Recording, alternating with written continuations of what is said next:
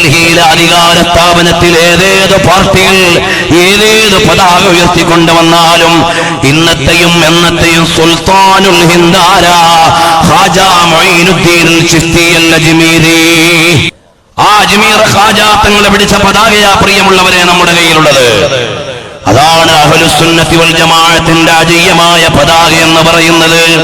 ഖാജ മൊയ്നുദ്ദീൻ ചിശ്തി അൽ അജ്മീരി റളിയല്ലാഹു അൻഹു ഏതെങ്കിലും ഒരു ആയുധം എടുത്തുകൊണ്ടാണോ അവിടുന്ന് അജ്മീറിലേക്ക് വന്നത്?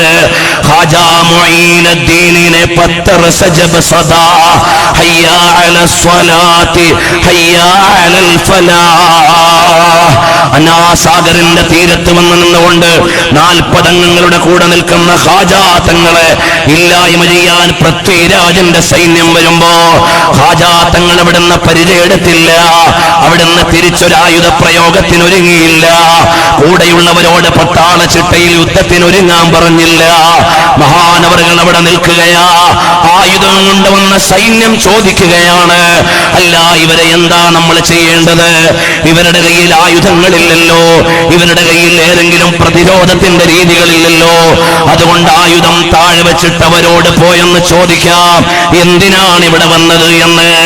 അപ്പോഴാണ് അതാഉർ റസൂൽ മദീനയിൽ നിന്ന് വെളിച്ചമേറ്റെടുത്തുകൊണ്ട് വന്ന ഖാജ മൊയ്നുദ്ദീൻ ചിശ്തി അൽ അജ്മീരി റളിയല്ലാഹു അൻഹു പറയുകയാ, ഞങ്ങൾ നിങ്ങളെ ആരെയും ആക്രമിക്കാമെന്നവരല്ല, ഇവിടെയുള്ള ഏതെങ്കിലും തമ്പ്രാക്കന്മാരുടെ അധികാരം പിടിച്ചു മാറ്റാൻ വേണ്ടി വന്നവരല്ല. ഞങ്ങൾ ഇങ്ങോട്ട് വന്നത് എന്തിനാണെന്നറിയുമോ? ഈ ആകാശത്തിന്റെ അധിപനായ, ഭൂമിയുടെ ഉടമസ്ഥനായ, അന്തരീക്ഷത്തിന്റെ നിയന്ത്രിതാവായ, ഋതുഭേദങ്ങളുടെ അധികാരിയായ, മനുഷ്യവംശത്തിന്റെ ഉടമസ്ഥനായ, ഇവിടെയുള്ള മുഴുവൻ സർവശക്തികളുടെയും തമ്പ്രാനായി നിങ്ങൾ പലതിനെയും കാണുമ്പോ എല്ലാത്തിന്റെയും പരമാധികാരിയായ അല്ലാഹു റബ്ബുൽ ഇസ്സത്തുണ്ടല്ലോ, ഈ ലോകത്തിന്റെ ഏകനായ പരമാധികാരിയുണ്ടല്ലോ, അവനിൽ വിശ്വസിക്കുന്നവരാ ഞങ്ങള്, അതനുസരിച്ച് ആരാധിക്കാൻ വേണ്ടി വന്നതായി മണ്ണിലേക്ക്. ഞങ്ങൾക്കാരോടും പകയില്ല, ഞങ്ങൾക്കാരോടും ഇവിടെ ശത്രുതയില്ല, ഞങ്ങൾ ഇവിടെ മാനവികതയുടെ കാരുണ്യത്തിന്റെ സന്ദേശവുമായി വന്നവരാ. അനാസാഗറിന്റെ തീരത്ത് നിന്നുകൊണ്ട് ആർജവത്തോടെ ആദർശം പറഞ്ഞ ഖാജ മൊയ്നുദ്ദീൻ ചിശ്തി അൽ അജ്മീരി റളിയല്ലാഹു അൻഹു എസ്എസ്എഫിന്റെ പ്രവർത്തകർക്ക് വലിയ ഒരു ദൗത്യം ഏറ്റെടുക്കാനുണ്ട്. ഖാജ തങ്ങൾ ജീവിച്ചതുപോലെ ഇനിയും ഒന്ന് പോയി അജ്മീറിൽ ജീവിക്കാൻ പറ്റുമോ? ഇമാമുർ റബ്ബാനി ജീവിച്ച പോലെ പഞ്ചാബിൽ പോയി ഒന്ന് ജീവിക്കാൻ പറ്റുമോ? മമ്പുറം സയ്യിദ് അലവി തങ്ങൾ ജീവിച്ചതുപോലെ അങ്ങ് കശ്മീരിൽ പോയി ഒന്ന് ജീവിക്കാൻ പറ്റുമോ?